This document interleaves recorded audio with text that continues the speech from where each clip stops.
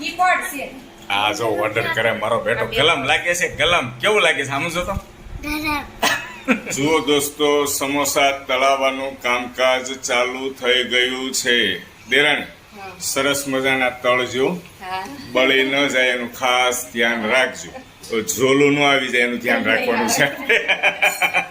કારણ કે બપોરના મહેનત કરો છો, બપોર વચ્ચે તમે આરામ પણ કર્યો નથી. સમોસાની અંદર ખૂબ મહેનત પડે દોસ્તો, અને બપોરે ઊંઘ નથી થઈ એટલા માટે હું કહું છું કે ઝોલું નહીં ખાઈ જતા, નકર બળી જશે.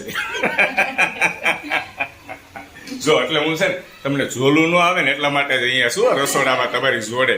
ઝોલું આવશે જ નહીં. હે કામ હોય ત્યાં સુધી ઝોલું ન આવે. ન આવે. સામું જોઈને બોલો તો. કામ હોય ત્યાં સુધી ઝોલું ન આવે. એ મોટું પતલું શું ખાય છે બંને? સમોસા.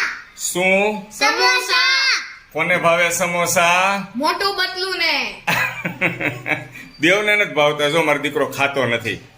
હે શું છે? ગરમ છે ગલમ છે.